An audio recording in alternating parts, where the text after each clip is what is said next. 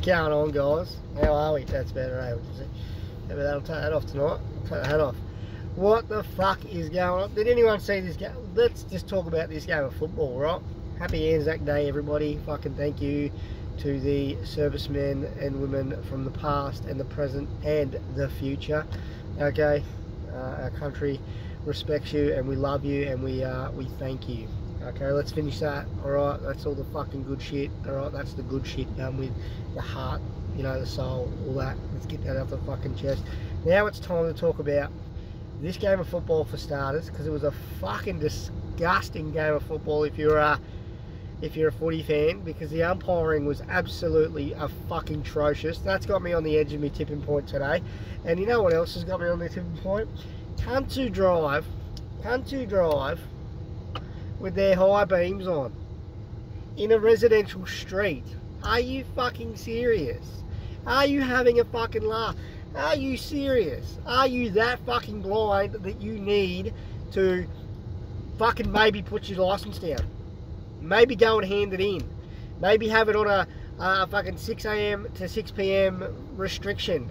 If you need to drive with high beams in a residential street where there are plenty of street lights, or even better, in the middle of town, right, in the middle of a populated area, such as a small city or even a fucking city, right, maybe have a hard look at yourself, right? I got glasses on, but I don't need the high fucking beams to be driving through a residential. High beams are for open highways, right?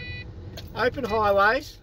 Sorry about that. That's another fucking thing that shoots me this car. I'm gonna work out how to turn that off because that's a fucking annoying. Okay. Headlights, high beams are for when you can't see. Alright? So if you're a beady-eyed fuck that can't see at night, maybe for the safety of other road users, you should get the fuck off the road. I'm serious. You know how much of a fucking pain it is to drive towards high beams, let alone drive towards high beams with dickheads who don't want to turn them down because they're in a fucking residential street or in a populated area where you can, if you turned your fucking lights off, you could still see you. Like, hello?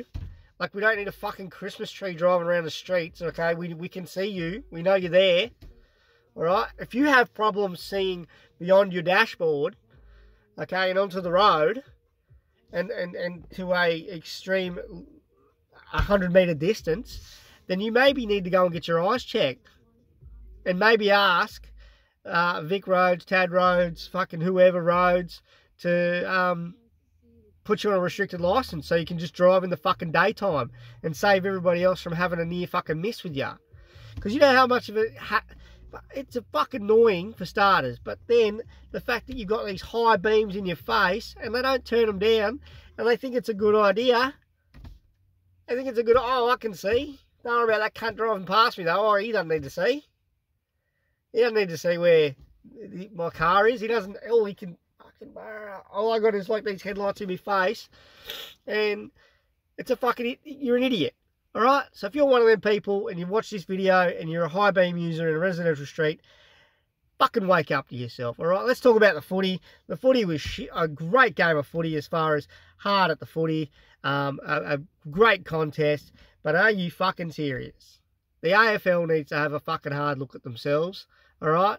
Gillon McLaughlin needs to have a hard look at him fucking self, all right? His brother's a better bloke. Let's just put it out there, all right? His brother's a way better bloke than he is. AFL as a whole and the umpiring system, right? You need to fucking work it out. You need to work out what you're going to call and what you're not going to call. And if you're not going to call something, right, don't call the same thing you just didn't call 2 seconds later, all right? I have no idea how Anthony Tipperwoody didn't get a fucking high free kick, all right, a kick for a high tackle, but for the same fucking thing Scott Pendlebury did about a minute later. How does that work? He ducked into the footy, he ducked over the footy, and then leant forward into his legs, and then got a free kick. He drew the free kick. Smart footy. But guess what? That rule is supposed to be not for that. So how are you going to call it? Are you going to call it one way for one person and then call it another way and say you didn't see it? What about, is there such thing as holding the fucking footy? Is there?